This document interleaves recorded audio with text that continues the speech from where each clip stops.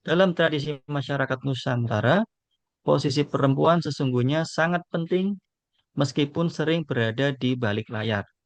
Mereka bertanggung jawab dalam menjaga keberlanjutan nilai-nilai budaya melalui praktik sehari-hari yang tidak tergantikan. Pada masyarakat matrilineal, seperti Minangkabau, perempuan memiliki hak waris dan menjadi pusat garis keturunan. Sementara pada banyak komunitas lainnya, perempuan memegang peranan penting dalam transmisi budaya seperti memasak makanan khas, membuat kerajinan, menyelenggarakan ritual keluarga, serta menjaga bahasa dan cerita rakyat. Dengan memahami posisi perempuan ini, masyarakat dapat melihat bahwa pelestarian budaya sangat tergantung pada peran mereka, meskipun kadang tidak mendapat pengakuan setara dalam struktur formal. Contoh posisi perempuan dalam tradisi Nusantara adalah yang pertama di Minangkabau. Perempuan menjadi pewaris rumah gadang dan pemegang keputusan keluarga besar. Di Bali, perempuan bertanggung jawab membuat banten atau sesajen setiap hari sebagai bagian penting dari budaya Hindu Bali. Di Papua, perempuan membuat noken, tidak hanya memproduksi kerajinan, tetapi juga menjaga nilai solidaritas dan simbol identitas budaya. Selanjutnya. Selanjutnya adalah kebudayaan Nusantara dan tantangan modernisasi. Budaya Nusantara kini menghadapi ancaman serius akibat globalisasi, modernisasi, dan komersialisasi budaya. Globalisasi membawa budaya populer dari luar negeri yang lebih praktis, cepat, dan diminati generasi muda sehingga budaya lokal mulai tergeser. Modernisasi juga mendorong perubahan gaya hidup masyarakat yang membuat tradisi dianggap kuno atau tidak relevan. Bahkan dalam komersialisasi budaya, banyak budaya lokal dikemas hanya untuk kepentingan pasar sehingga menghilangkan makna asli atau mengambil alih peran perempuan sebagai pelaku utama tradisi. Jika tidak diantisipasi, ancaman ini dapat menyebabkan luntur identitas budaya Indonesia dan hilangnya nilai-nilai luhur yang telah diwariskan leluhur. Contoh ancaman terhadap budaya Nusantara adalah bahasa daerah yang semakin jarang digunakan karena banyak keluarga beralih ke bahasa Indonesia atau bahasa asing. Yang selanjutnya, tarian tradisional digantikan oleh tarian modern atau tren media sosial yang lebih populer. Kerajinan lokal kalah saing dengan produk pabrikan murah, misalnya tenun ikat, digantikan kain motif cetak buatan mesin.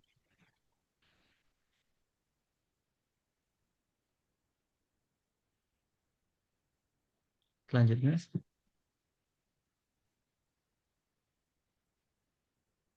peran perempuan sebagai epicentrum transfer budaya.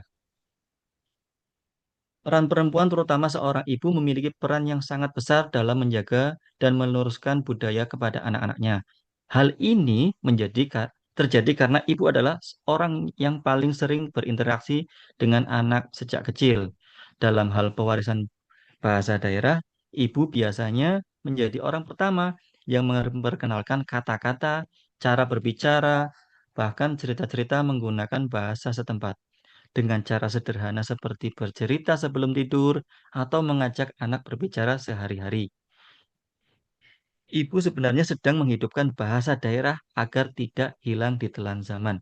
Nah, contoh peran perempuan dalam pewarisan bahasa daerah yaitu ibu di Jawa yang bercerita legenda Timun Mas menggunakan bahasa Jawa. Ibu di Melayu yang memperkenalkan pantun kepada anak-anaknya sejak kecil. Nenek di Minangkabau yang menuturkan cerita kaba seperti Cindua Mato.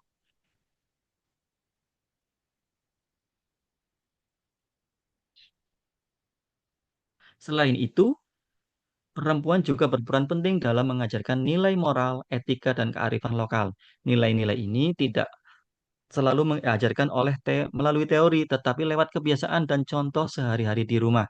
Perempuan biasanya mengajarkan anak tentang sopan santun, kebiasaan membantu orang lain, cara menghormati orang tua, hingga ritual sederhana yang melekat dengan budaya tertentu. Semua kebiasaan ini menjadi dasar karakter anak dan membuat tradisi lokal tetap hidup meskipun dunia terus berubah. Contoh penanaman nilai perempuan yaitu yang pertama ibu di Sunda mengajarkan nilai Somea Hade Kak Samea atau ramah kepada tamu. Nenek di Bali mengajarkan cucunya berdoa, menyanyikan kidung, dan membuat canang sari. Ibu Bugis memperkenalkan nilai sipakatau atau saling menghormati dan memanusiakan. Demikian, saya kembalikan ke moderator lagi. Baik, terima kasih Pak Yosef. Berikutnya akan disampaikan oleh rekan saya, Pak Mukti Haryadi. Halo Pak Mukti. Ya, Bu, siap, Bu. Ya, silakan Pak Mukti. Baik, Bapak Ibu, izin melanjutkan presentasi dari kelompok kami. Sebelumnya mohon maaf, saya off cam karena sinyal di sini agak trouble. Perempuan sebagai epicentrum transfer budaya. Kuliner tradisional juga menjadi bagian penting dari budaya, dan perempuan memiliki peran besar dalam menjaganya. Melalui kegiatan memasak bersama di dapur, ibu atau nenek tidak hanya mengajarkan cara memasak, tetapi juga menceritakan makna di balik setiap masakan tradisional. Resep turun-temurun ini menjadi identitas daerah dan seringkali memiliki nilai sejarah serta filosofi khusus yang melekat. Dengan menjaga kuliner khas daerah, perempuan membantu mempertahankan salah satu bentuk budaya yang paling mudah diwariskan kepada generasi berikutnya. Contoh kuliner tradisional yang diwariskan perempuan. Yang pertama itu di Ibu Minang yang mengajarkan cara membuat rendang beserta makna kesabarannya. Kemudian ada Ibu di Papua. Ibu Papua yang membuat papeda bersama keluarga sebagai simbol kebersamaan. Kemudian ada juga perempuan Bali yang mengajarkan pembuatan lawar untuk upacara adat. Next, Bu.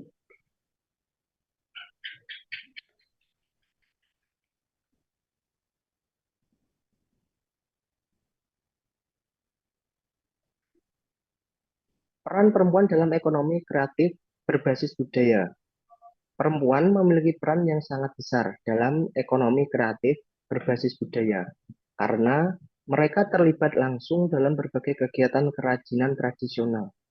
Banyak produk budaya seperti batik, tenun, anyaman, dan kerajinan tangan lainnya dihasilkan oleh perempuan, baik sebagai pekerjaan utama maupun pekerjaan sampingan.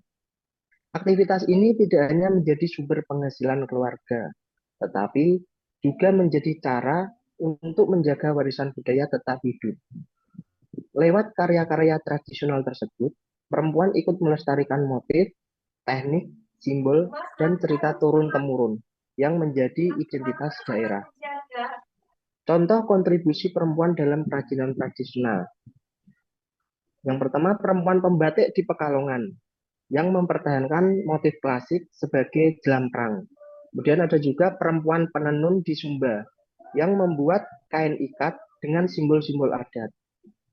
Dan perempuan pengrajin noken di Papua yang menjaga teknik anyaman tradisional. Next.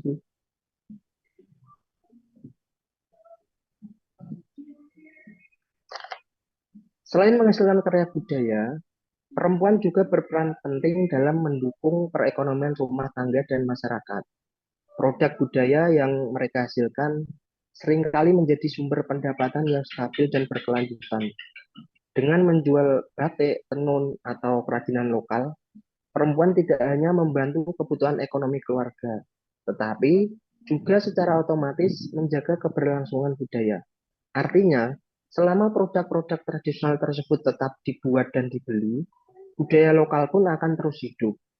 Peran ekonomi perempuan ini menunjukkan bahwa pelestarian budaya bisa berjalan seiring dengan pemberdayaan ekonomi. Contoh peran ekonomi perempuan dalam budaya. Nah, ini perempuan Lasem yang tetap memproduksi batik tulis agar motif kuno seperti naga leong tidak punah. Kemudian ada juga ibu-ibu Minangkabau yang membuat sulaman dan sungket sebagai pendapatan utama keluarga. Kemudian ada pengrajin perempuan di Papua yang menjual noken sebagai produk budaya sekaligus barang bernilai ekonomi yang tinggi.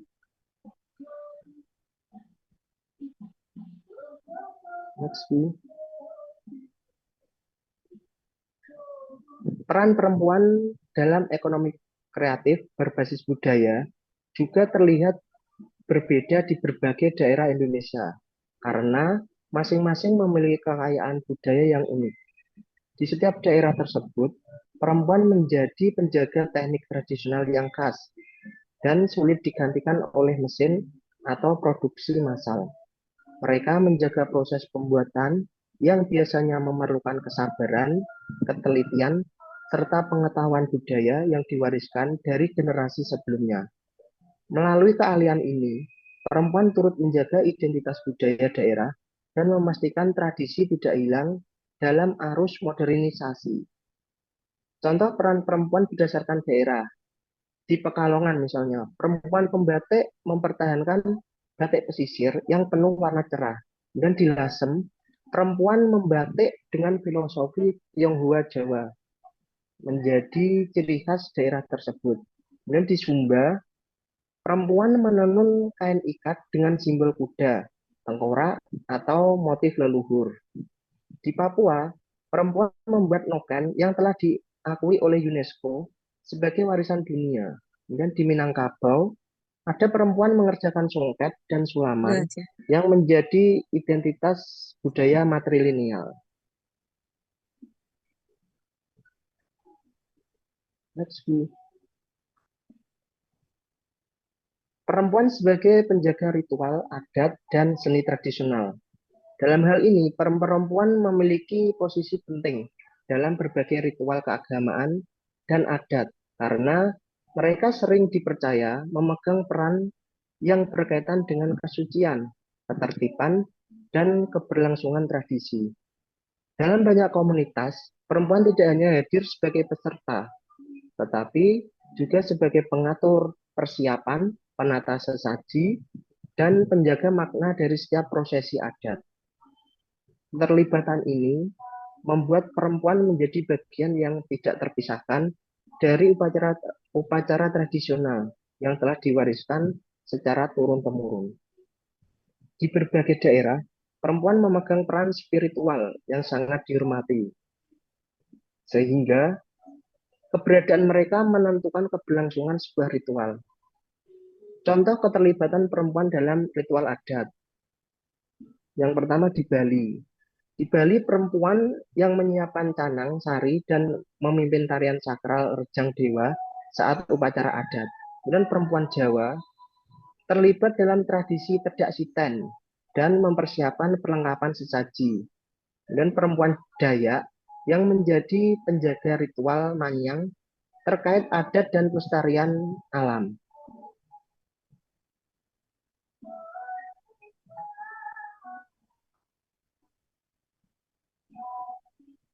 Next, Bu. Dalam bidang seni pertunjukan tradisional seperti tari, musik, dan kerajinan, perempuan juga memiliki peran yang dominan. Mereka tidak hanya menjadi pelaku seni, tetapi juga pengemban nilai-nilai budaya yang diwujudkan melalui ekspresi seni tersebut. Banyak tarian tradisional Nusantara yang diciptakan, diajarkan, dan diwariskan oleh perempuan. Di bidang kerajinan, perempuan memainkan peran penting dalam menjaga teknik-teknik tradisional yang membutuhkan ketelitian dan kesabaran tinggi seperti menganyam, membuat tembikar, hingga kerajinan hias. Dengan terus berkarya, perempuan membantu mempertahankan seni tradisional dari gempuran budaya modern. Contoh peran perempuan dalam seni tradisional. Yang pertama itu penari Seblang Banyuwangi yang menjaga tradisi tari sakral secara turun-temurun. Dan perempuan Aceh yang melestarikan tari saman melalui sanggar-sanggar perempuan. Dan pengrajin perempuan Lombok yang mempertahankan teknik pembuatan gerabah tradisional.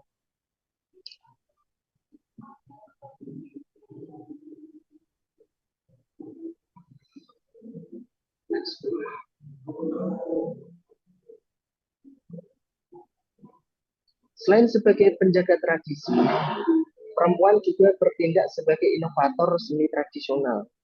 Mereka tidak hanya mengikuti pola lama, tetapi juga mengembangkan bentuk-bentuk baru tanpa meninggalkan identitas budaya aslinya.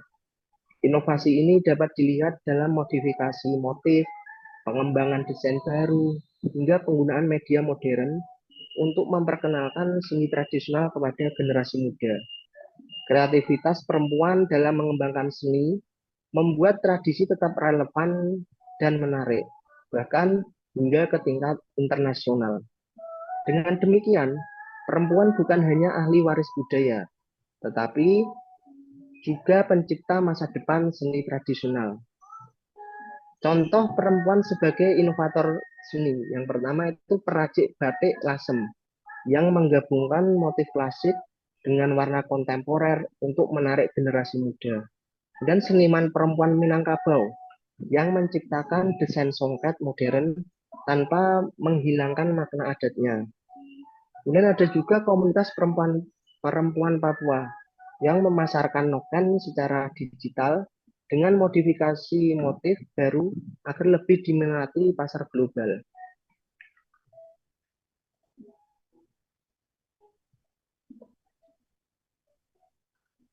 Strategi penguatan peran perempuan dalam pelestarian budaya. Penguatan peran perempuan dalam pelestarian budaya membutuhkan strategi yang terencana dan berkelanjutan. Salah satunya melalui pendidikan berbasis budaya dan gender sejak dini. Pendidikan semacam ini penting agar anak-anak baik laki-laki maupun perempuan memahami bahwa pelestarian budaya adalah tanggung jawab bersama, bukan hanya beban pada perempuan. Dengan memperkenalkan nilai budaya, tradisi daerah, serta kesetaraan gender di sekolah maupun di keluarga, generasi muda dapat membangun kesadaran sejak awal mengenai pentingnya menjaga warisan budaya. Pendidikan ini juga mengurangi stereotip bahwa perempuan hanya berada di ranah domestik, sambil membuka ruang bagi mereka untuk berperan lebih luas dalam kegiatan budaya. Contoh penerapan pendidikan berbasis budaya dan gender. Yang pertama itu program sekolah yang memasukkan pelajaran bahasa daerah dan permainan tradisional. Kemudian ada kegiatan ekstrakurikuler tari dan musik daerah yang melibatkan anak laki-laki dan perempuan secara setara. Kelas parenting di desa adat yang mengajarkan kesetaraan peran dalam pelestarian budaya keluarga.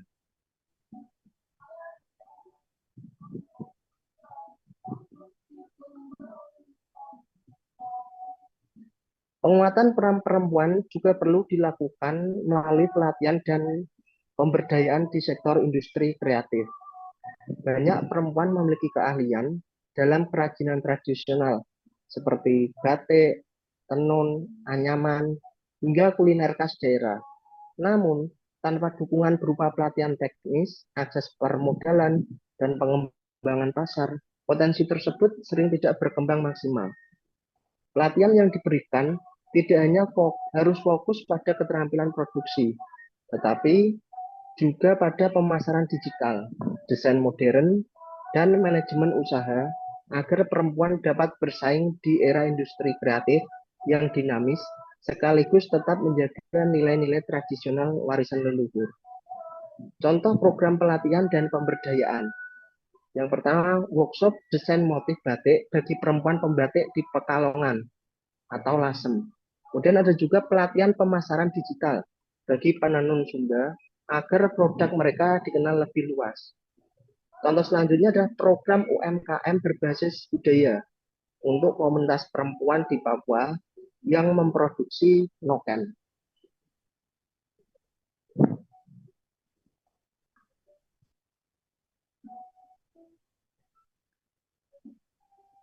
Next, Bu.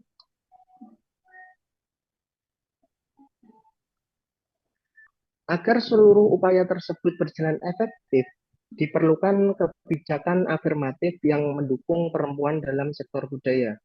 Kebijakan ini dapat berupa kemudahan akses modal, perlindungan hak kekayaan intelektual atas karya budaya, kuota partisipasi perempuan dalam lembaga adat, hingga program pemerintah yang memastikan perempuan mendapat ruang setara dalam kegiatan pelestarian budaya. Dengan kebijakan yang tepat, perempuan tidak hanya menjadi pelaku budaya, tetapi juga pengambil keputusan yang menentukan arah pengembangan budaya di tingkat lokal maupun nasional. Contoh kebijakan afirmatif yang mendukung perempuan. Yang pertama, program pemerintah daerah atau Pemda yang memberikan prioritas bantuan modal bagi pengrajin batik atau tenun perempuan. Kemudian, pengakuan hak cipta motif tradisional yang dikelola oleh komunitas perempuan. Dan contoh yang terakhir adalah keterlibatan perempuan dalam musyawarah adat, misalnya dalam penetapan aturan budaya atau agenda pelestarian daerah.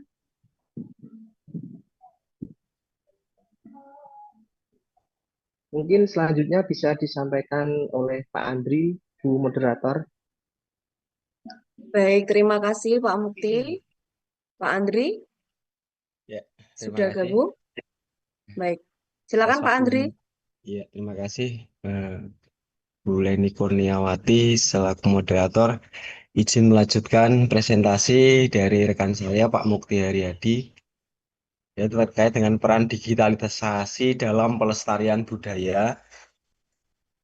Digitalisasi memiliki peran yang semakin penting dalam pelestarian budaya karena memungkinkan masyarakat mengabadikan, menyimpan, dan menyebarkan tradisi lokal melalui teknologi modern. Melalui dokumentasi digital, berbagai bentuk budaya seperti tarian, kuliner, ritual adat, bahasa daerah, hingga kerajinan tradisional dapat direkam dalam bentuk foto, video, audio, maupun arsip digital sehingga tidak mudah hilang meskipun generasi pelakunya mulai berkurang. Dokumentasi ini juga memudahkan akses bagi peneliti, generasi muda, maupun masyarakat umum yang ingin belajar mengenal budaya daerah masing-masing tanpa harus datang langsung ke lokasi budaya tersebut dipraktikkan.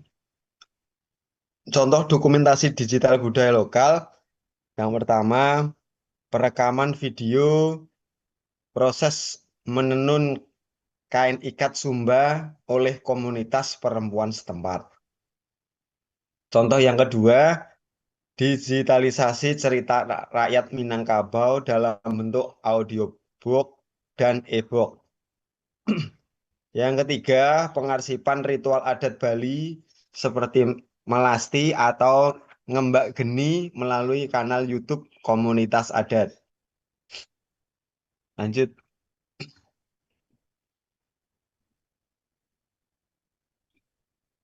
Selain pendokumentasian, media sosial dan platform digital juga menjadi sarana efektif untuk mempromosikan budaya kepada audiens yang lebih luas. Perempuan banyak memanfaatkan platform seperti Instagram, TikTok, YouTube, dan Facebook untuk memperkenalkan produk budaya, kisah tradisional, serta aktivitas komunitas mereka. Melalui visual dan narasi yang menarik, budaya yang sebelumnya hanya dikenal secara lokal, kini dapat dilihat oleh masyarakat nasional bahkan internasional. Promosi digital ini tidak hanya menjaga eksistensi budaya, tetapi juga dapat meningkatkan nilai ekonomi, terutama bagi perempuan pelaku usaha kreatif berbasis budaya. Contoh pemanfaatan media sosial dalam promosi budaya. Antara lain, yang pertama, pengrajin batik lasem mempromosikan motif klasik melalui Instagram untuk menarik generasi muda. Yang kedua, perempuan Papua memasarkan melalui marketplace digital dan membuat konten edukasi tentang cara pembuatannya. Yang ketiga, sanggar tari di Bali mengunggah video latihan dan pertunjukan ke YouTube untuk memperkenalkan tarian tradisional ke mancanegara. Lanjut. Digitalisasi juga memungkinkan budaya dipelajari dan dikembangkan melalui permainan, konten multimedia, dan inovasi kreatif berbasis teknologi. Game edukasi berbasis budaya, animasi cerita rakyat, hingga museum virtual memberikan pengalaman baru yang menarik bagi generasi muda. Inovasi ini membantu menjembatani kesenjangan antara budaya tradisional dengan dunia digital yang akrab dengan anak-anak dan remaja masa kini. Melalui pendekatan kreatif ini, budaya tidak hanya dipertahankan, tetapi juga ditampilkan dengan cara yang lebih modern dan mudah diterima tanpa menghilangkan nilai-nilai aslinya. Contoh inovasi budaya berbasis teknologi. Yang pertama, game edukasi yang memperkenalkan rumah adat dan pakaian tradisional dari berbagai daerah di Indonesia. Yang kedua, animasi cerita rakyat pengalaman seperti Malin apa ya Kundang misalnya atau di Sangkuriang yang dibuat oleh kreator perempuan lokal.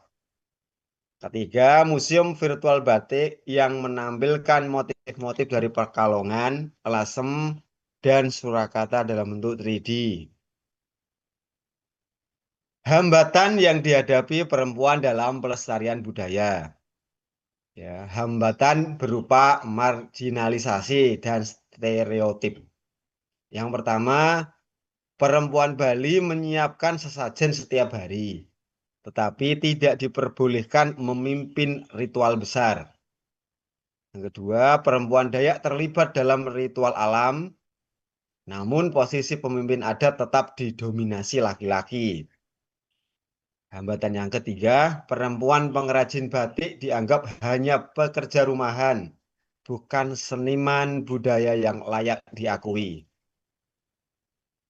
Kemudian, keterbatasan akses pendidikan dan pelatihan budaya. Yang pertama, perempuan penenun Sumba kesulitan mengikuti pelatihan karena lokasi yang jauh dari desa. Berikutnya, ibu-ibu pengrajin noken Papua tidak memiliki pelatihan formal dalam manajemen dan pemasaran produk. Terakhir, perempuan remaja di pedesaan Minangkabau jarang mendapatkan pelatihan tari tradisional karena diprioritaskan untuk acara adat tertentu saja.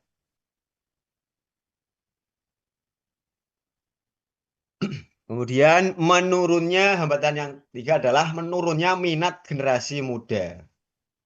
Antara lain, remaja lebih memilih dance modern daripada tari tradisional seperti tari piring atau tari kecak. Anak muda tidak lagi menguasai bahasa daerah karena lebih sering menggunakan bahasa Indonesia atau bahasa Inggris. Dan keterampilan menenun di Papua dan Sumba berkurang karena anak muda lebih memilih pekerjaan modern dibandingkan kerajinan tradisional. Solusi yang dihadapi perempuan dalam pelestarian budaya. Menghapus stereotip dan marginalisasi gender. Langkah yang pertama adalah mengkampanye edukasi tentang peran setara laki-laki dan perempuan dalam ritual adat.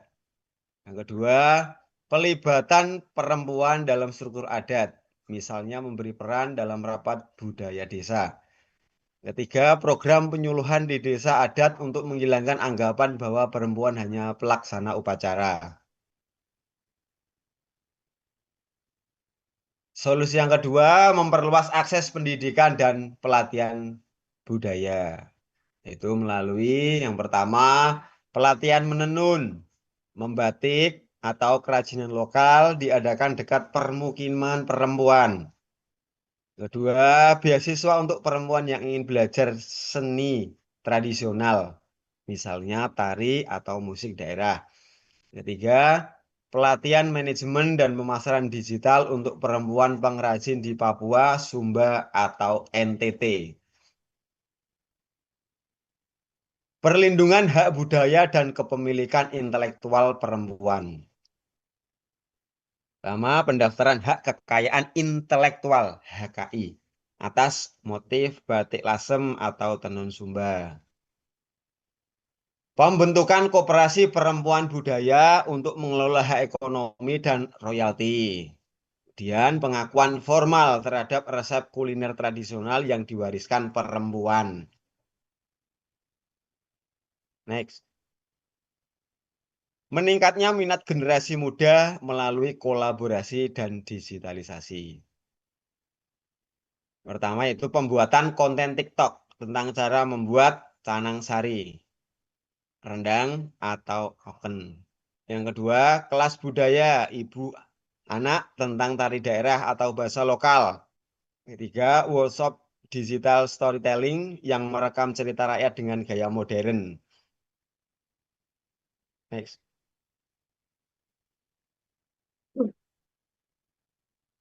Penguatan kapasitas ekonomi perempuan berbasis budaya.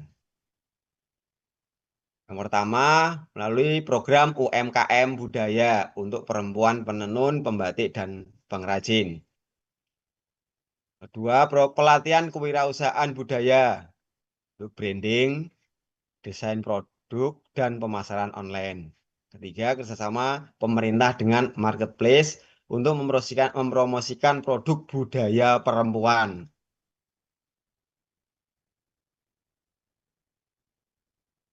Kolaborasi komunitas dan dukungan pemerintah. Yaitu yang pertama pembentukan sanggar perempuan budaya di setiap kecamatan. Kedua, festival budaya yang memberi ruang tampil bagi perempuan membuat kerajinan atau pelaku seni. Yang ketiga, program desa adat yang melibatkan perempuan sebagai pengambil keputusan. Ya, terima kasih. Demikian presentasi dari kelompok kami. Berikutnya waktu saya berikan ke Bu Moderator. Assalamualaikum warahmatullahi wabarakatuh. Waalaikumsalam. Waalaikumsalam warahmatullahi wabarakatuh. Waalaikumsalam. Baik, terima kasih Pak Andri, Pak Yosef, dan Pak Hari. Demikian presentasi dari kelompok kami, kelompok 4. Untuk selanjutnya akan kami buka untuk termin sesi tanya jawab. Untuk satu termin, 3 penanya. Baik, yang pertama ada Bu Rulita Yani Irawati, kemudian ada yang kedua dari Bu Istiana. Kita tunggu yang lain mungkin bisa dimulai dari Bu Rulita Yani Irawati. Silakan, Rulita. Oh ya, masih ada Bu Sukma. Ya, baik, terima kasih. Apakah suara saya terdengar? Terdengar, Bu? Oh iya, terima kasih. Tadi pemaparan yang bagus dari kelompok 4. Tadi sudah dijelaskan ya mengenai dalam proses pewarisan budaya di lingkungan keluarga, perempuan itu sering menjadi figur yang paling dekat dengan anak-anak dan menjadi sumber utama pembelajaran dalam nilai, bahasa, dan tradisi. Di tengah perubahan sosial yang cepat, peran ini semakin penting karena keluarga menjadi benteng terakhir pelestarian identitas budaya. Dengan kondisi tersebut, yang ingin saya tanyakan itu bagaimana seorang perempuan berkontribusi dalam menjaga keberlanjutan bahasa daerah di tengah arus modernisasi. Baik, terima kasih Ibu Rulita. Mungkin bisa dibantu untuk ditulis di kolom chat, kolom komentar mungkin? Iya, baik. Baik. Bentar, Ya. terima kasih. Terima kasih Bu Rulita. Baik, itu dari penanya yang pertama. Kami simpan terlebih dahulu. Untuk termin pertama sudah lengkap. Ada 3 penanya dari Bu Rulita. Kemudian yang kedua dari Bu Istiana. Silakan Bu Istiana. Ya, terima kasih untuk kesempatan yang diberikan. Paparan yang sangat bagus dan menarik sekali, yaitu mengangkat tentang perempuan ya. Karena saya perempuan juga, ini saya menanyakan bagaimana perempuan dapat memanfaatkan platform digital sebagai sarana pelestarian dan promosi budaya Nusantara. Baik, berarti dari penanya kedua, Bu Istiana, bisa dibantu ya Bu Istiana? Bisa ditulis di kolom komentar juga? Ya. Terima kasih Bu Istiana. Baik, berikutnya dari Bu Sukma. Silakan Baik, Bu Sukma. sebelumnya, suara saya apakah sudah terdengar, Bu? Terdengar Bu Sukma.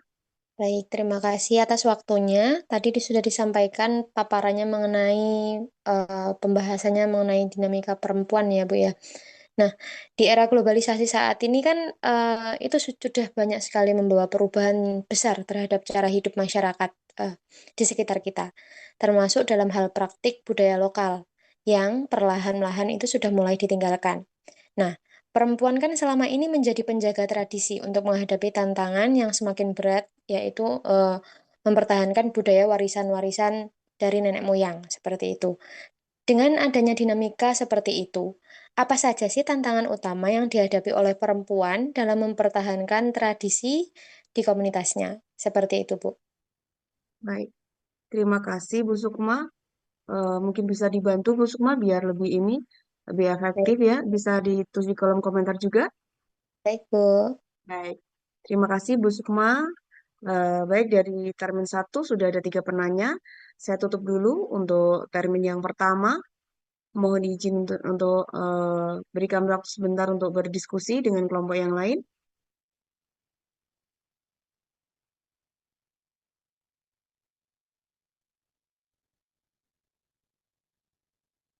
Baik, untuk soal yang pertama dari Bu Rulita Jani Irawati tadi, eh, mungkin dari Pak Yosef, mungkin yang pertama bisa bantu jawab Pak Yosef? Ya, baik Bu, terima kasih. Sedikit mengkonfirmasi tadi tentang pertanyaan dari Ibu Rulita, yaitu garis besarnya bagaimana perempuan berkontribusi dalam menjaga keberlanjutan bahasa daerah di tengah arus modernisasi, gitu ya. Baik, dalam hal ini perempuan memiliki peran sentral dalam menjaga keberlangsungan bahasa daerah karena mereka adalah pihak yang paling sering berinteraksi dengan anak-anak atau anak yang masih usia dini. Nah, di tengah arus modernisasi ini dan bahasa Indonesia sering Pak bahasa Indonesia serta bahasa asing, penggunaan bahasa daerah dalam keluarga semakin berkurang. Tetapi perempuan tetap menjadi apa ya, penggerak utama yang memperkenalkan bahasa lokal melalui cerita, percakapan yang sehari-hari maupun kegiatan budaya sehari-hari. Upaya ini menjadi semakin penting karena sebagian besar bahasa daerah berada dalam status terancam punah apabila tidak digunakan secara aktif.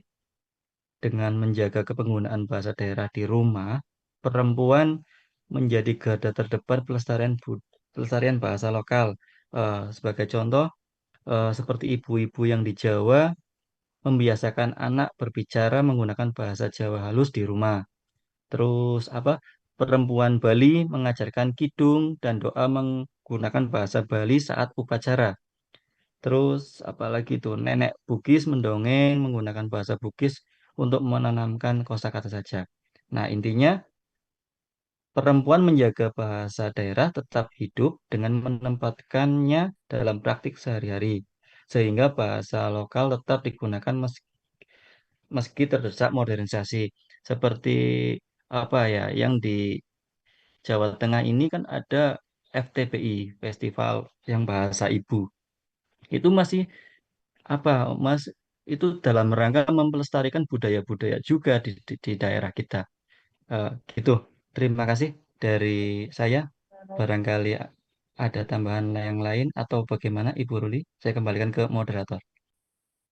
Baik, terima kasih Pak Yosef. Demikian dari kelompok kami, Bu Rulita. Atau mungkin dari rekan-rekan saya yang lain, Pak Andri, Pak Heri, ada yang mau menambahkan?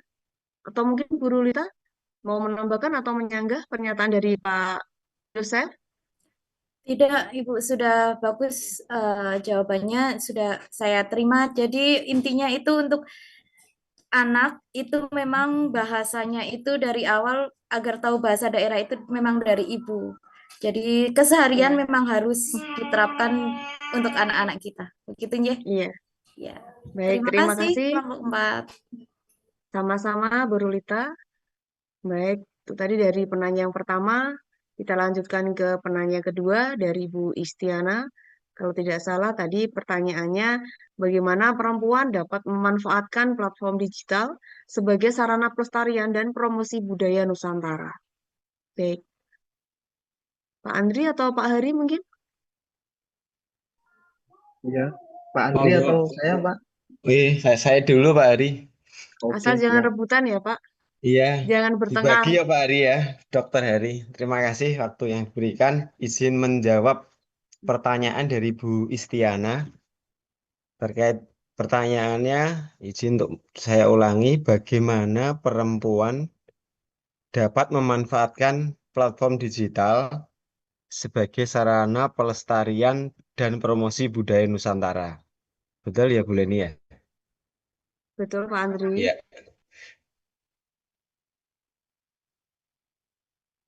Coba saya jawab nggih, perempuan dapat menggunakan media sosial, marketplace, blog, dan platform video untuk memperkenalkan budaya kepada audiens luas. Digitalisasi membuat budaya lebih mudah diakses, ya, membuat budaya lebih mudah diakses dan memungkinkan perempuan memasarkan hasil kreativitas mereka secara global. Contoh konkretnya, pembatik Pekalongan mempromosikan produknya lewat Instagram. Perempuan Papua menjual noken melalui marketplace. Perempuan Bali mengunggah tutorial membuat Banten di YouTube. Kreator konten perempuan membuat edukasi budaya di TikTok. Begitu jawaban dari saya. Mungkin ada teman yang lain yang mau menambahi, monggo dipersilahkan. Baik, terima kasih Pak Andri. Pak Mukti, Pak Yosef, ada yang mau menambahkan? Kalau tidak ada, mungkin Bu Istiana sendiri mungkin punya ini ya, Bu ya, platform digital mungkin. Bu Istiana mungkin punya platform digital mungkin yang digunakan untuk ini mungkin apa YouTube-nya isinya mungkin ada yang berbau-bau pelestarian atau mempromosikan daerahnya Bu Istiana mungkin. Belum itu, saya belum mau jadi ada next time. Bu Istiana, mau saya bantu jawab enggak? Bu Istiana itu punya platform loh. Waktu itu kan ada Manganan kan. Bu Istiana kan itu video. Itu juga salah satu bisa ya Kak ini ya. Itu loh yang ada Bisa Bu. ledek itu loh. Yang aku Iya. juga ikut joget. Yang apa? Tayop Iya, disendang, iya, iya. disendang. Nah, itu kan Bu Istiana juga video. Lupa. Terima kasih, jangan lupa. Terima kasih sudah mengingatkan. Memang the best. Baik, mungkin Bapak Ibu yang lain mungkin ada yang di sini punya platform digitalnya yang sudah menghasilkan mungkin dapat berjuta-juta dari YouTube mungkin bisa di-share mungkin pengalamannya seperti apa dan bagaimana seperti apa bisa sampai seperti itu mungkin juga YouTube-nya atau mungkin platform digitalnya mungkin eh, berbau-bau budaya di daerahnya masing-masing. Tidak usah malu Bapak Ibu kalau ada. Oh, sepertinya tidak ada. Cuman Bu Istiana aja ini kayaknya yang ini punya platform digital ya Bu Istiana ya. Iya, itu pun lupa Mbak dia. Lupa. Yang ingat yang temennya. Mungkin Bu Indri mungkin punya mungkin Bu Indri. Bu Indri ya punya Bu Indri. Saya tidak aktif seperti yang lain, Bu. Monggo. Konsentrasi ya Bu Indri ya. Fokus. Baru fokus. Tepuk konsentrasi. Baik, berikutnya saya lanjutkan untuk pertanyaan yang ketiga dari Bu Sukma yang sudah ditulis di kolom komentar juga mengenai apa saja tantangan utama yang dihadapi perempuan dalam mempertahankan tradisi di komunitasnya. Baik, silakan mungkin dari rekan saya, Pak Yosef, apa Pak Mukti ini yang mau menjawab? Ya, Oh, Ya, Pak terima Yosef, kasih. ya, ya, Siapa siap. ini yang ya. menjawab? Ya, nanti saling menambahkan saja ya.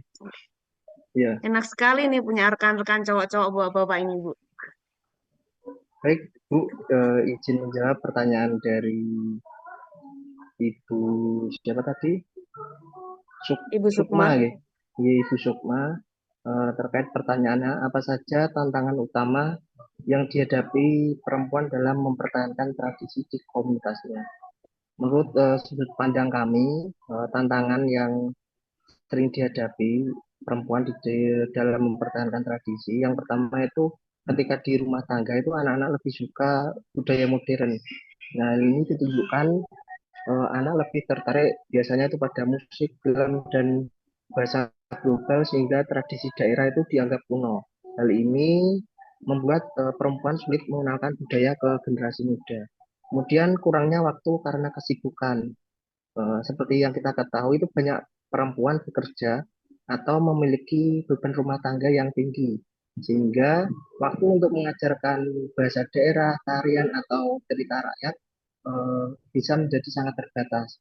Kemudian berkurangnya penggunaan bahasa daerah. Di rumah banyak keluarga lebih sering memakai bahasa Indonesia ketika bahasa daerah jarang dipakai, sehingga tradisi yang menggunakan bahasa daerah itu lambat laun akan hilang. Kemudian yang selanjutnya adalah minim dukungan dari lingkungan atau pemerintah. Beberapa daerah tidak memiliki kegiatan budaya atau tempat latihan atau program pendampingan, sehingga perempuan harus berjuang sendirian untuk melestarikan tradisi. Dan selanjutnya adalah pengaruh media digital dan budaya luar. Misalkan saja konten global lebih mudah diakses dan terlihat lebih menarik.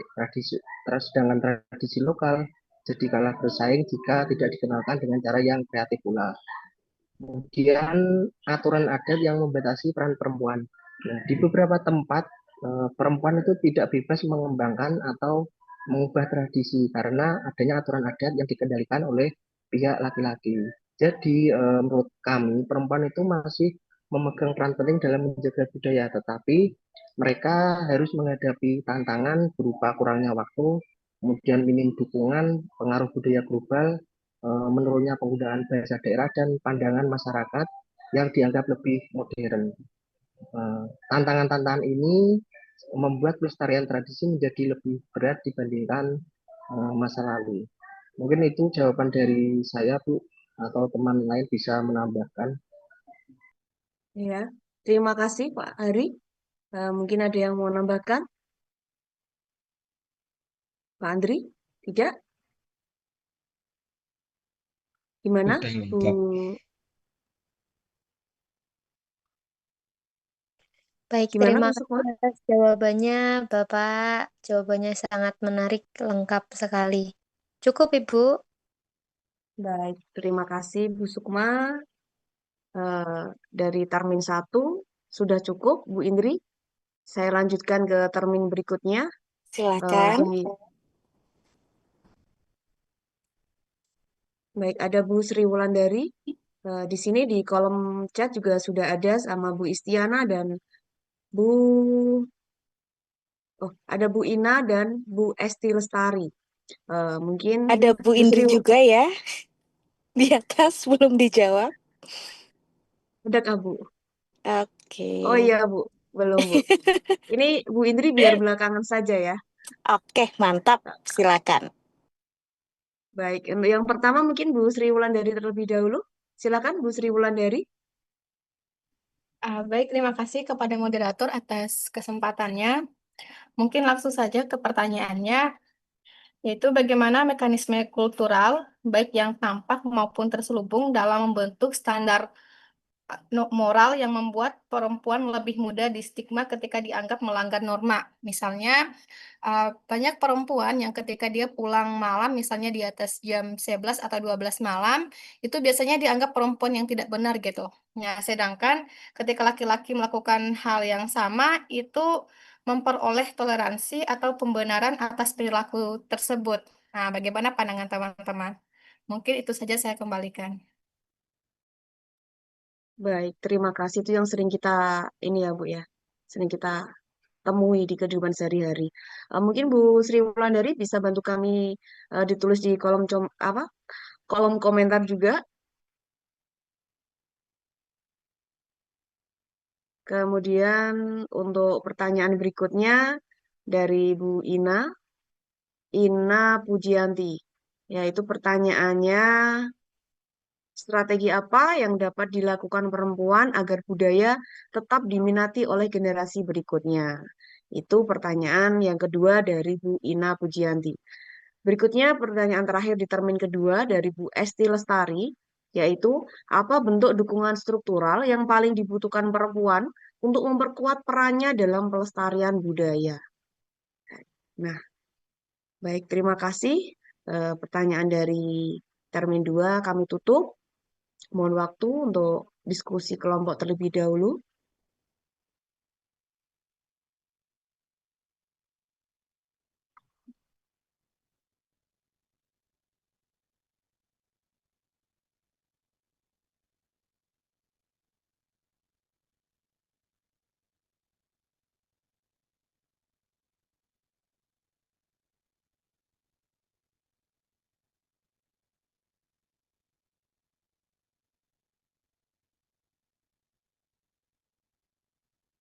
Baik, untuk pertanyaan pertama,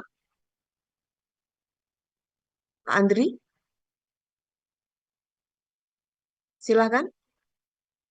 Pertanyaan dari Bu Sri Wulandari tadi, karena Pak Andri juga sepertinya hidupnya juga di desa, mungkin sering juga menemui kasus seperti yang ditanyakan sama Bu Sri Wulandari, bagaimana mekanisme kulturalnya, baik yang tampak maupun terselubung dalam membentuk standar norma, standar moral yang membuat perempuan lebih mudah distigma. Stigmanya ini mesti stigma jelek ya Bu ya, ketika mereka itu dianggap melanggar norma seperti pulang malam, padahal mungkin mengerjakan tugas atau mungkin ada kepentingan yang sangat mendesak gitu ya. Dimana kalau bapak apa laki-laki aja pulang malam tidak ada masalah, tapi ketika perempuan yang pulang malam sudah jadi bahan gunjingan tetangga. Silakan, Pak Andri, Bapak Mukti.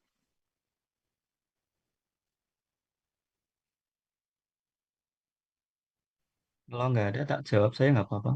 Oh ya, baik Pak Yosef, silakan Pak Yosef.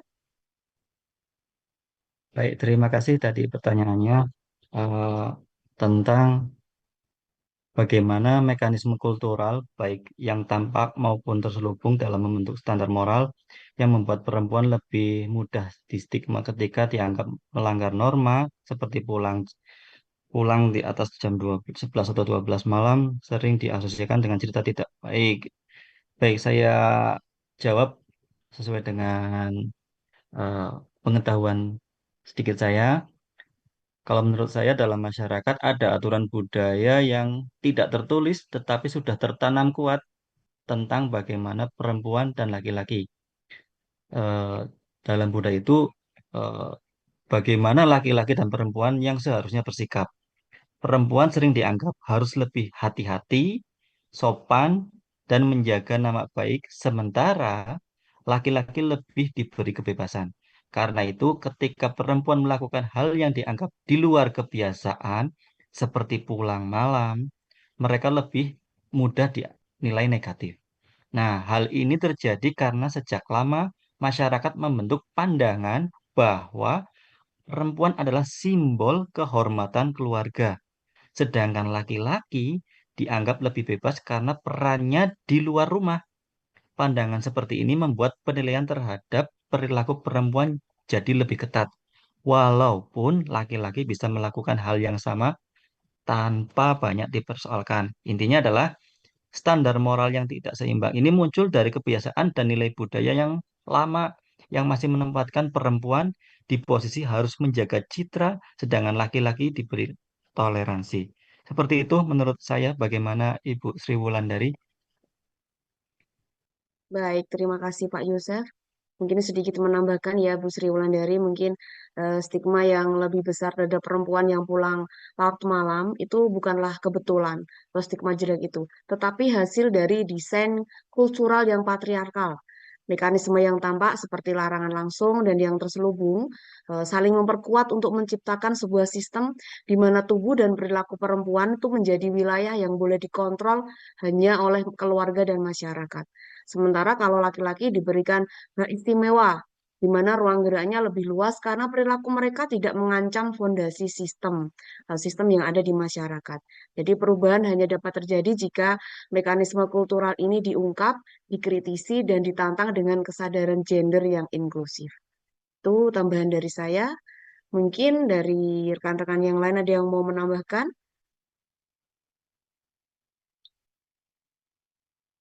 Tidak ada? Bagaimana jawaban kami, Bu Sri Wulandari? Baik, terima kasih atas jawabannya. Mungkin sedikit tanggapan atau sanggahan dari saya sebelum. Baik, silakan. Oke, baik. Terima kasih atas jawabannya, sangat menarik menurut saya. Namun sedikit saya sanggah atau meminta lagi pendapat teman-teman, karena ini kan kesenjangan sosial yang terjadi gitu. Namun pada hari Iya. ini sama-sama kita gaungkan bagaimana kesetaraan gender tersebut. Ini kan kesenjangan sosial yang sangat nyata terjadi di apa ya di Indonesia gitu. Nah, jadi pertanyaan saya selanjutnya, bagaimana pandangan teman-teman terkait gaungan kesetaraan gender yang harus memang perempuan dan laki-laki ini memiliki hak yang sama dalam segi apapun gitu. Terima kasih. Baik, terima kasih Bu Sri Wulandari sanggahannya. Mungkin sedikit menambahkan, saya sebagai perempuan sangat setuju sekali persamaan gender antara perempuan dan laki-laki. Nah, di sini dalam kelompok ini yang dibahas perempuan, saya perempuan sendiri. Nah, ini tantangan untuk rekan-rekan saya yang lain, di mana mereka harus menempatkan diri sebagai perempuan dalam menjawab semua pertanyaan mengenai persamaan gender perempuan itu sendiri. Bisa dimulai dari Pak Andri mungkin, atau Pak Mukti, bagaimana menanggapi dari sanggahan Bu Sri Wulandari menurut sudut pandang Bapak-Bapak mengenai stigma jelek yang melekat ketika perempuan selalu salah atau dapat stigma jelek, dan di era di mana kesetaraan gender itu sudah harus digaungkan gitu. Terima kasih. Baik, silakan. Mungkin atau Bapak Ibu yang lain? Baik, terima kasih. Saya mencoba menjawab menurut pandangan dari Bapak-Bapak. Kalau menurut saya tidak bisa disamakan, hanya ada beberapa yang tidak bisa disetarakan karena dari sudut pandang manapun perempuan tetap berbeda dengan laki-laki, sangat jauh berbeda dari seperti halnya kita sering digaungkan tentang ini di luar konteks ya, karena ini menurut saya pribadi sebagai bapak-bapak, karena perempuan itu sudah disunatullahkan melahirkan, menyusui, itu sudah pekerjaan yang sesuai apa ya? Bukan pekerjaan, itu sudah apa tugas yang sangat berat sekali, apalagi mendidik anak. Itu sangat luar biasa sekali dan berat. Sedangkan sunatullahnya seorang laki-laki memang berada di luar, harus mencari dan menghidupi keluarganya. Nah, jadi ketika peran-peran itu peran-peran itu disamakan, akan sangat ada ketimpangan. Jadi adil atau seimbang itu tidak harus sama, atau adil itu tidak harus sama. Jadi menurut saya tetap peran peran perempuannya lah, ya sunahnya sebagai perempuan, dan peran laki-laki adalah peran laki-laki. Jika disamakan sama rata atau seimbangkan, itu sangat ada ketimpangan. Misalkan si otak perempuan saja dengan otak laki-laki sangat berbeda, di mana otak perempuan itu multitasking dan otak laki-laki itu hanya satu tasking. Nah, sedangkan jiwa petarung laki-laki itu lebih luar biasa daripada jiwa perempuan. Nah, jiwa perempuan lebih sensitif, lebih ke hati. Nah, sedangkan laki-laki lebih eh, tualang atau pertarungannya lebih kuat. Jadi dan juga beban yang dipikul untuk seorang laki-laki atau perempuan itu sangat berbeda pula. Nah, jadi masing-masing punya peran yang sama, akan tetapi tidak harus diseimbangkan, disamakan. Terima kasih, itu menurut saya. Iya, baik. I- Itu Izin menurut izin ya, menambahkan, Bu Leni, ya, silakan Pak Andri. ini tadi terkait perempuan yang pulang malam ya, itu stigmanya itu tidak baik atau jelek ya. Itu menurut saya stigma itu muncul bukan karena perilaku perempuan, tetapi karena prasangka dari masyarakat. Perempuan sering dicap tidak baik, nakal, atau kurang moral hanya karena waktu ia berada di luar rumah. Bukan karena tindakannya, artinya penilaian itu tidak berbasis fakta, melainkan asumsi negatif. Kemudian ada standar ganda yang terang-terangan tidak adil. Perilakunya sama tapi dinilai berbeda. Contohnya laki-laki pulang malam dianggap wajar, tapi perempuan pulang malam dicurigai macam-macam. Ya, ini menunjukkan pandangan buruk yang masih menempatkan perempuan sebagai objek moral yang harus dikontrol, sementara laki-laki bebas dari penilaian yang sama. Pada dasarnya bahwa ada beberapa hal ya terkait dengan stigma terhadap perempuan yang pulang malam adalah sesuatu yang buruk dan dinilai tidak adil bagi kaum perempuan, karena yang pertama adalah tidak berdasarkan perilaku nyata. Ya tadi asumsi negatif ya dari masyarakat. Kemudian melanggengkan standar moral ganda seperti tadi ya. Menyalahkan perempuan atas resiko yang bukan salahnya. Kemudian membatasi kebebasan perempuan. Ya, terus kemudian tadi ada berasal dari struktur patriarkal yang mengendalikan tubuh dan ruang gerak perempuan. Ya, dengan kata lain bahwa yang jelek bukan perempuan yang pulang malam, bukan perempuan yang pulang malam, tetapi cara masyarakat memperlakukannya. Menurut saya seperti itu, Bu. Iya. Kemudian tadi ada tambahan sedikit dari Ibu Sri Wulandari itu, Pak Andri. Apakah di era-era sekarang ini kan harusnya di persamaan gender, jadi peran perempuan dan laki-laki itu apakah boleh sama? Seperti itu kira-kira. Gimana menurut Pak Andri? Kalau menurut Pak Yosef tadi, Pak Yosef tidak bisa sama karena perempuan dengan sunatullahnya seperti apa dan laki-laki itu seperti apa. Kalau menurut Pak Andri bagaimana ini? Menurut teman-teman yang lain ini, apakah peran perempuan dan laki-laki di era yang sekarang ini digaungkan di mana persamaan gender itu harus sama, perempuan dan laki-laki boleh ini harus sama misalnya. Gimana menurut Pak Andri sendiri? izin itu Bu, izin beri apa semacam Baik, pandangan Bu ya ya terkait terima persamaan gender silakan. ya Silakan dari Pak sudut Mukti. saya sebagai laki-laki. Jadi menurut kami persamaan gender kita di negara kita itu merupakan isu yang terus berkembang hingga saat ini seiring berjalannya perubahan sosial, ekonomi dan budaya. Secara konstitusi atau hukum, negara kita ini kan menjamin hak yang setara bagi laki-laki dan perempuan dalam berbagai bidang, misalkan saja pendidikan, pekerjaan, ataupun partisipasi politik. Nah, namun kenyataan yang ada di lapangan menunjukkan bahwa kesetaraan tersebut masih jauh atau belum sepenuhnya terwujud karena masih adanya pengaruh yang kuat karena adanya norma budaya dan struktur sosial yang berjalan secara turun-temurun. Nah, dalam banyak komunitas, peran gender itu masih dibentuk oleh tradisi yang mana selalu memposisikan perempuan itu sebagai penjaga rumah, kemudian pengasuh utama anak. Sementara laki-laki itu dianggap sebagai pemimpin dan pencari nafkah. Nah, pembagian peran ini tidak selalu bersifat negatif, tetapi sering menjadi batas yang menghambat perempuan untuk mengakses peluang yang sama seperti halnya laki-laki, baik dalam karir, kemudian pendidikan maupun dalam ruang pengambilan keputusan. Meski hal ini terjadi, nah perkembangan yang positif itu akhir-akhir ini sudah mulai nampak ya. Perempuan Indonesia kalau kita lihat tingkat pendidikannya juga banyak yang lebih tinggi, kemudian lebih aktif di sektor publik, kemudian juga banyak yang menduduki posisi strategis di pemerintahan, kemudian di organisasi masyarakat. Kemudian media digital juga memberikan ruang baru bagi perempuan untuk mereka menyuarakan pengalamannya, kemudian mengkritik budaya patriarkal dan membangun jejaring solidaritas.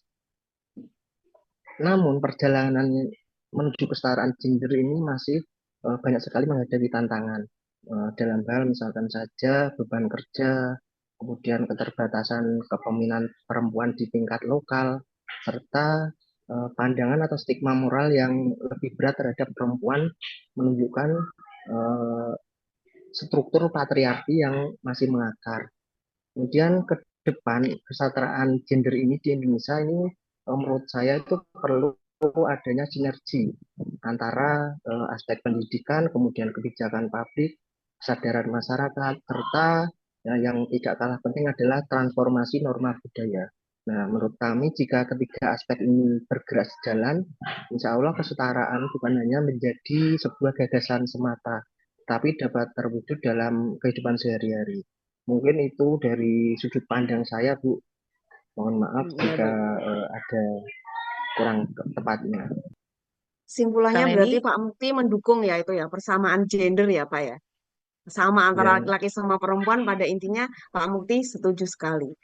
Nah, ya Bu, silakan setuju, Bu Bu. Ina mau menambahkan silakan. iya, saya mau menambahkan ya. Ini saya sebagai perempuan ya, yang tadi di era globalisasi ini memang laki-laki dan perempuan tuh harusnya sama apa enggak gitu kan. Tapi saya ini kok jadi ingat yang itu loh, yang sinetron RCTI itu loh, Dunia Terbalik. Ingat nggak teman-teman?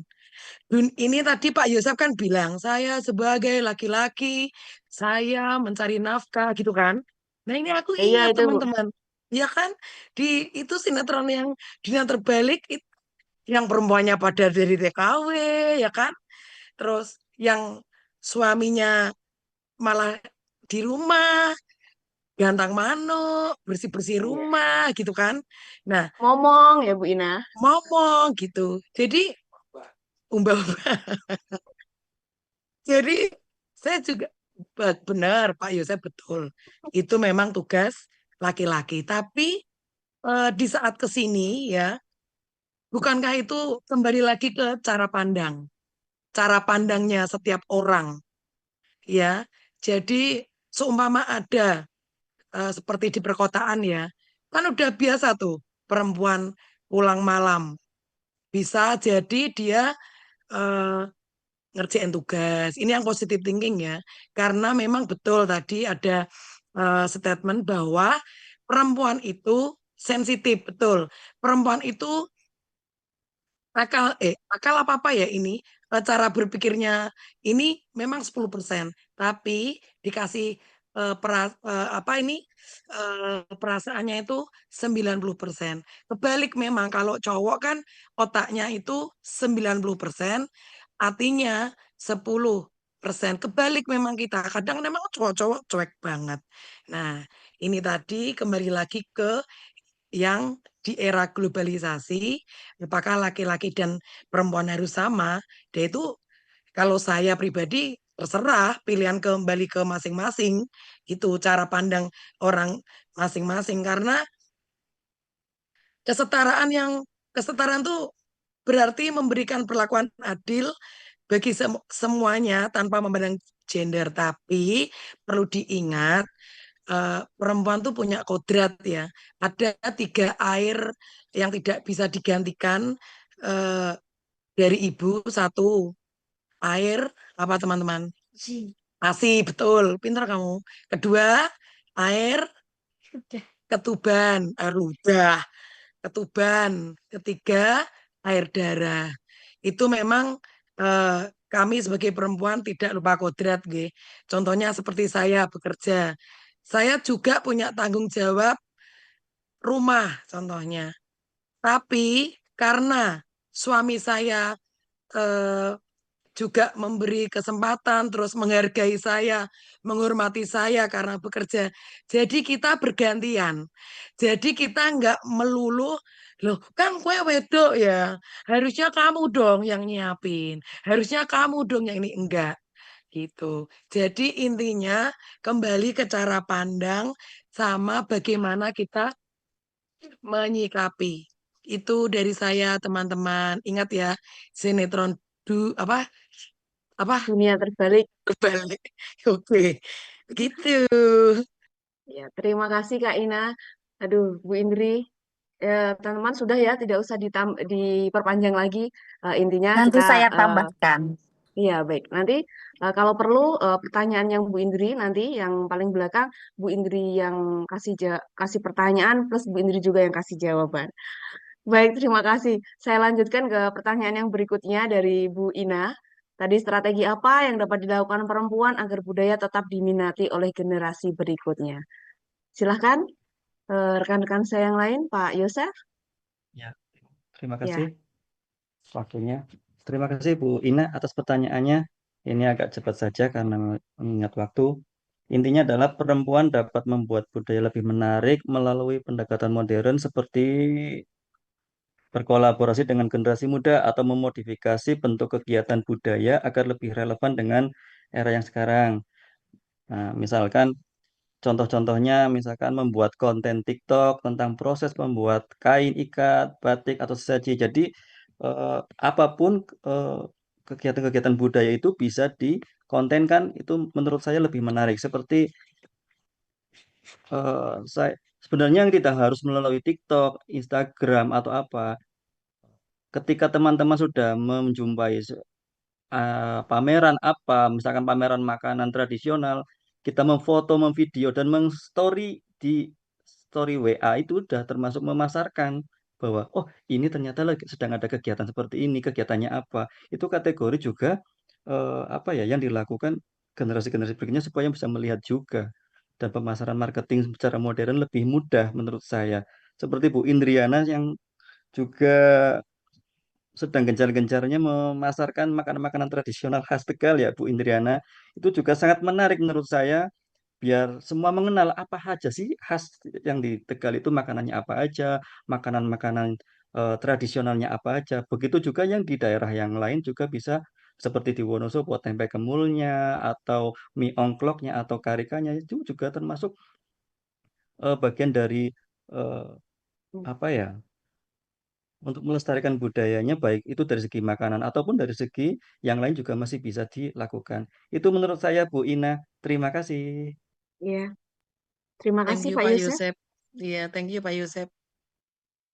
Ya, jawaban dari Pak Yosef ternyata sudah bisa diterima oleh Bu Ina. Baik, saya teruskan untuk pertanyaan yang terakhir dari Bu Esti Lestari, yaitu apa bentuk dukungan struktural yang paling dibutuhkan perempuan untuk memperkuat perannya dalam pelestarian budaya? Nah, itu pertanyaan terakhir. Silahkan mungkin rekan-rekan saya yang lain, Pak Andri mungkin bisa Terima dibantu kasih jawab, Pak Andri. Bu Leni mencoba menjawab pertanyaan dari Bu Esti Lestari. Jawab Apa singkat bentuk ya. Ya, bentuk dukungan struktural yang paling dibutuhkan perempuan untuk memperkuat peran dalam pelestarian budaya, yaitu berupa akses pelatihan, bantuan modal, perlindungan hak budaya, serta kebijakan afirmatif yang memberikan ruang bagi mereka untuk ikut mengambil keputusan budaya. Kemudian contohnya adalah program pemerintah untuk pelatihan batik bagi ibu rumah tangga, pendaftaran HKI untuk motif tenun forest yang dibuat perempuan lokal, beasiswa seni tradisional bagi anak perempuan, dan keterlibatan perempuan dalam musyawarah adat desa. Itu jawaban dari saya, Ya, Bu Eni, saya kembalikan. baik, itu demikian. Gimana Bu Esti Lestari? Oke, very good Pak Andri. Terima kasih banyak untuk jawabannya. Ya, terima kasih Bu Esti, terima kasih Pak Andri. Baik, saya tutup pertanyaan untuk sesi tanya jawab pada siang hari ini. Dilanjut karena mungkin ini Bu Indri karena waktunya sudah mepet. Bagaimana kalau pertanyaannya Bu Indri itu Bu Indri yang ini kasih pertanyaan plus kasih jawabannya sekalian Bu Indri. Oke, Karena nanti waktunya untuk sudah mepet jawaban ini Bu saya Indri. di-share di itu aja ya di grup ya. Silakan diketik, di-share di grup gitu ya. Nanti kalau saya jawab sendiri, nanti saya gondokan. Ngasih sendiri, jawab Karena sendiri.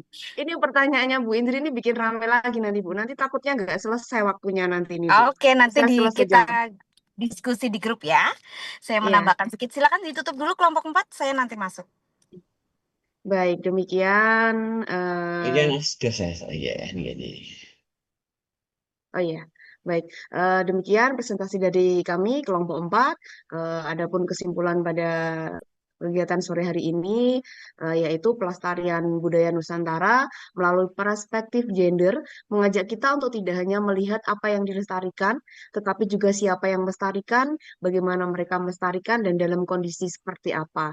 Dengan demikian, upaya pelestarian akan menjadi lebih bermakna, adil, dan relevan bagi semua generasi. Terima kasih. Demikian presentasi dari kelompok kami.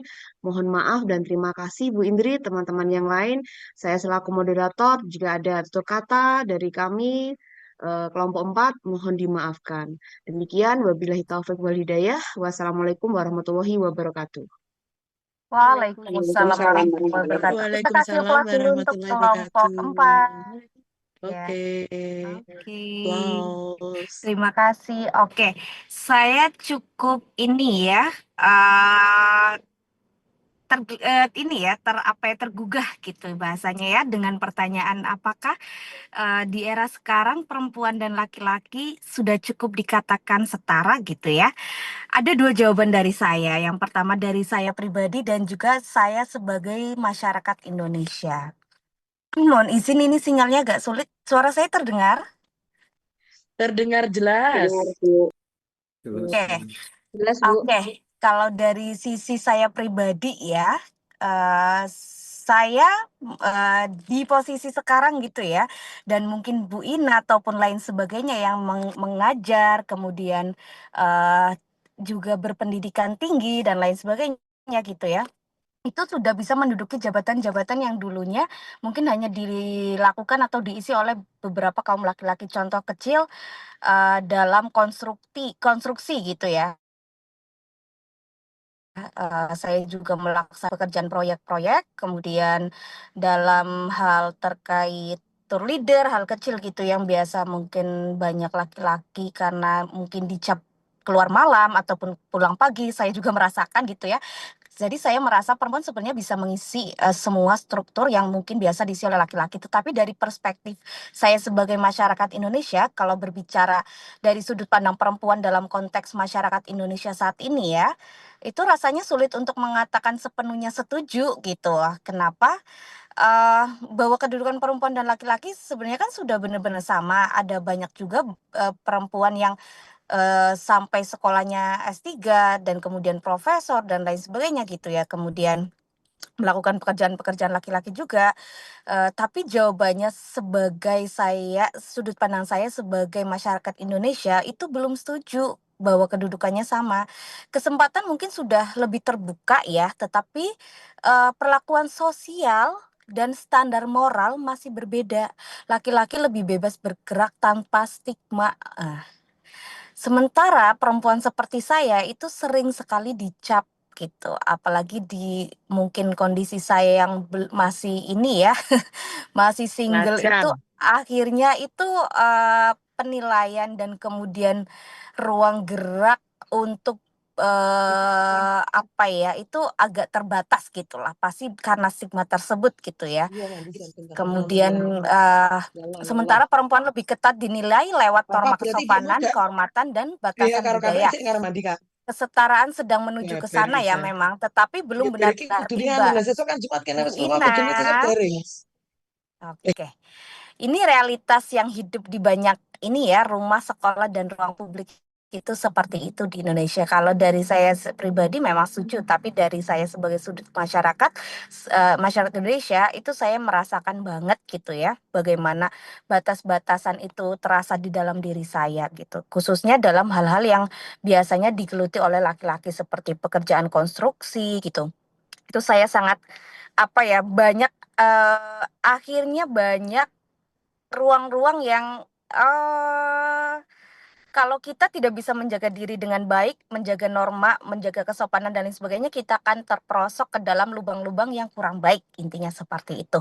Itu mengapa menurut saya tata nilai dan norma di Indonesia juga bagus gitu ya, untuk menata, untuk mengarahkan perempuan khususnya agar tidak terperosok gitu ya, agar tidak terperosok dalam hal-hal yang mungkin kurang baik seperti itu. Itu tambahan dari saya mengingat waktu ternyata cukup sekali, ini sudah pas sekali 15.40 ya. Alhamdulillah selamat untuk kelompok 4 telah menyampaikan, telah memaparkan presentasi secara baik dan lengkap ya.